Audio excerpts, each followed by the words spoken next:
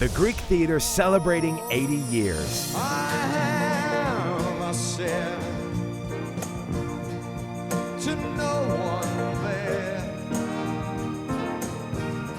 and no one there at all, not even the chair. My feeling was that songwriting and performing did not come easy for Neil. He spent a lot of time working on the songs. He was quite nervous and somewhat shy about performing in public, but as the songs became big hits, there was more and more clamor for him to come out on the road. It was a tough thing for him. He was not totally comfortable in that situation. Despite his continuing self-doubt, Diamond chose to stage a series of concerts at the Outdoor Greek Theatre in LA in 1971. Playing the Greek Theatre was a step in the right direction for me. It's an extraordinarily beautiful theater, and it's kind of classy. It had a theatricality to it that I liked a lot, and we played 6 or 7 shows there. The reaction was absolutely wonderful. The audiences were wonderful. The reviews were wonderful. There was something special happening at the Greek Theatre. You could tell. The success of these shows led him to repeat them in 1972 and capture this special atmosphere on a live album.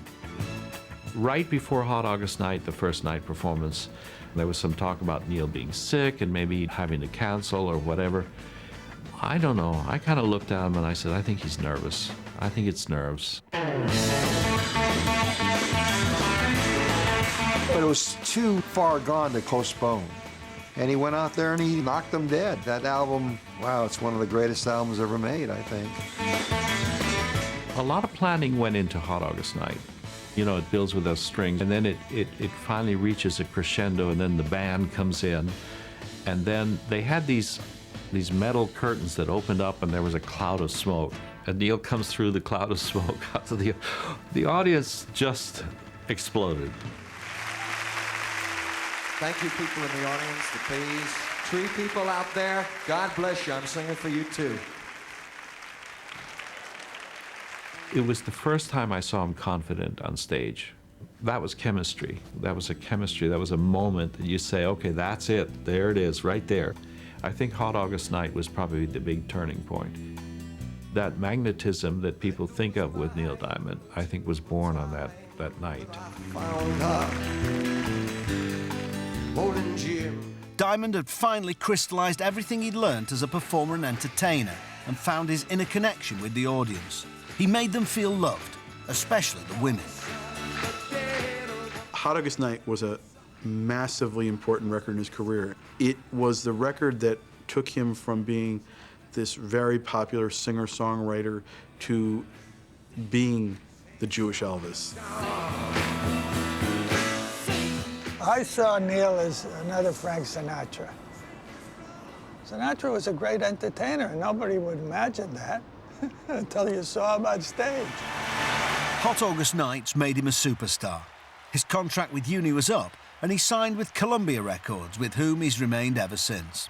Almost immediately, Diamond announced a sabbatical from touring. He'd been working continuously for over 6 years and needed time out for himself, for his new family, and for his daughters in New York. It was going out with a bang. I felt that I could take some time away, and even if it was a year or 2 or more, I would always have the chance to come back and play the Greek Theatre at least one more time. And I always had that in the back of my mind, so I was very secure in stepping away from the stage and leaving the Hot August Night album to do my talking for me. The Greek Theatre celebrating 80 years.